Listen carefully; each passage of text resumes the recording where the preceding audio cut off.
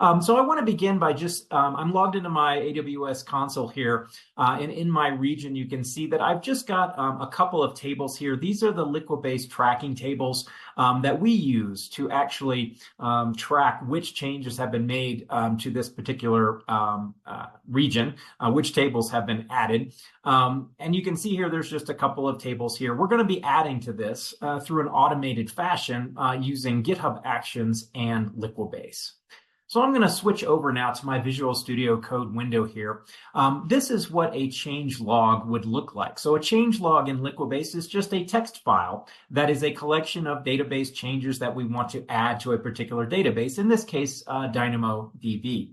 I've got it formatted in XML, but you could also use YAML or JSON, for example, and you can mix and match your formats as well. And you can see here that we are using a Liquibase change type. We're going to be creating a brand new Dynamo table called organizations. We're also going to be using another change type to create a global secondary index that you can see here on top of that table.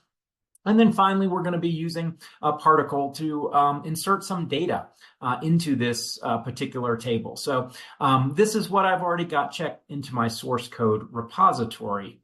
And so I'm actually going to go ahead and kick off my workflow here. Now, as part of this, I'm using GitHub Actions to actually prompt me for some information. One of them is a label filter. We could actually tell Liquibase that we only want to deploy changes associated with a particular release, for example. In this way, we can specifically control what is deployed. But for my demo today, I'm actually just going to run everything. And so I'll wait for GitHub Actions to pick up my job. And then once that's done, I'll switch over to it. Now, I've just got a very simple pipeline here. In all likelihood, your pipelines are going to be far more complicated than this. And you can see here that we're actually executing Liquibase.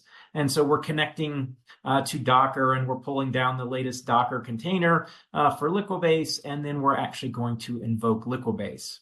Now, as Lorelei mentioned earlier, NoSQL doesn't mean no governance. And as part of this governance, we've included some quality checks to ensure that the changes that are about to be made to this Dynamo meet with our standards. Now, you can see here that my job has actually failed.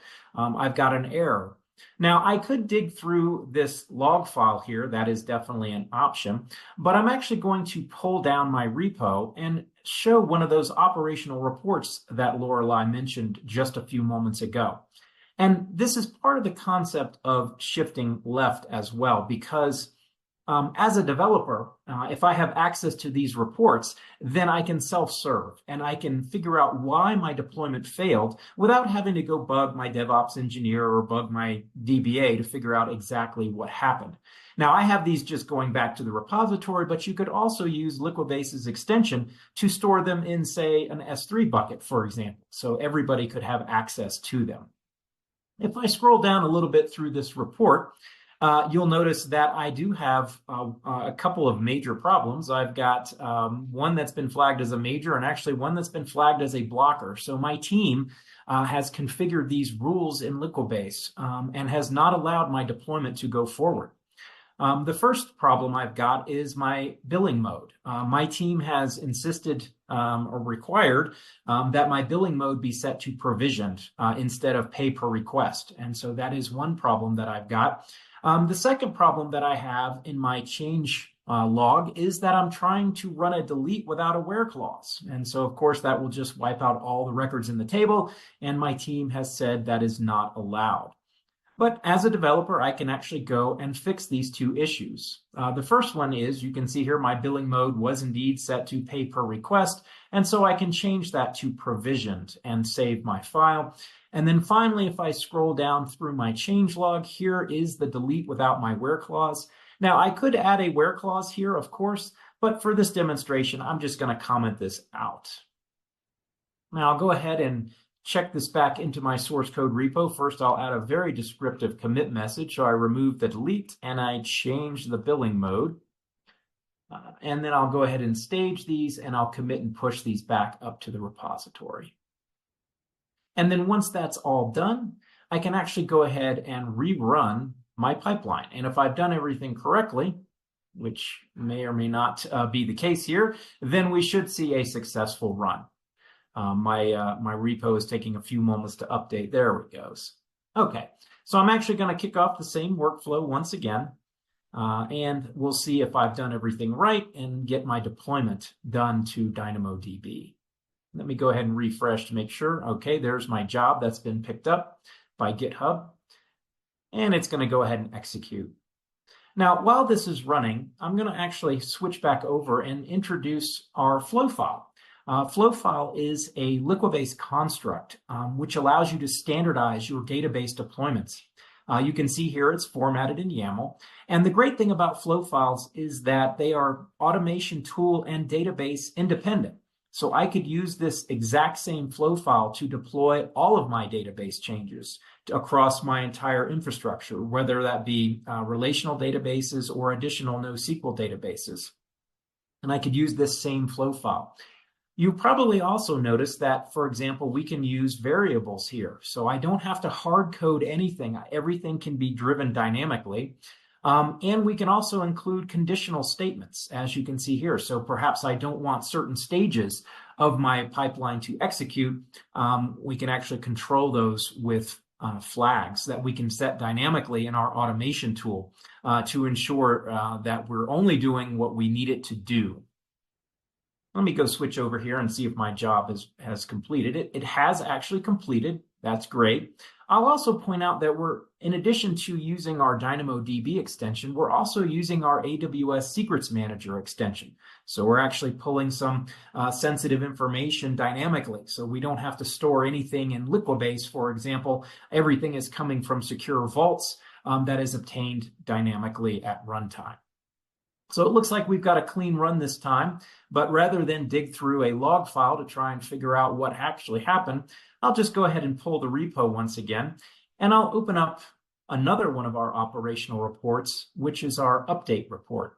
And once my repo finishes pulling down, I'll be able to actually show this report to you. There it is. And so if I open this up, so you can see here once again, anybody who needs access to these reports can be granted access. You can see that it's telling me that 5 changes were successfully deployed.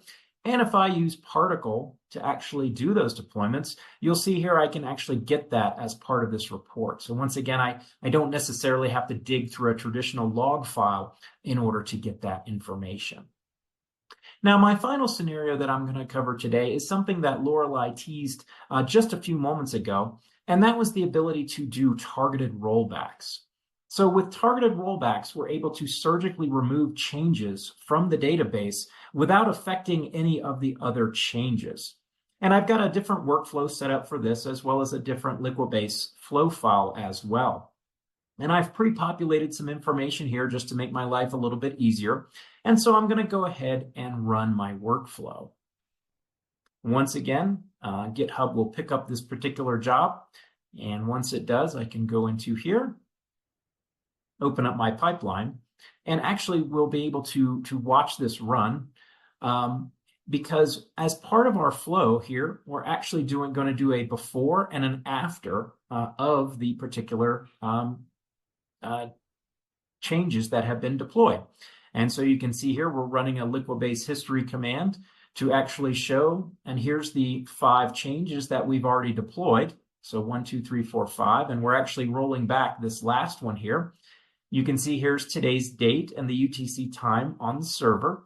And if I scroll down, we actually run our rollback one change set, and then we'll rerun that history command again. And you can see here that change set number 5 has been rolled back, and we didn't affect any of the other changes. So once again, we can bring a level of governance to your DynamoDB deployments. And just like before, if I pull this repo, there's one final operational report that I want to share with you, and that is our rollback report, which once again gives your users an easier way to actually view what has happened in my deployment. So let me pull that up. You can see here my rollback report, and my rollback did succeeded. And since I did use Particle, I can actually see the exact particle that was actually run as part of that rollback. This is great for auditing purposes, as Lorelei mentioned.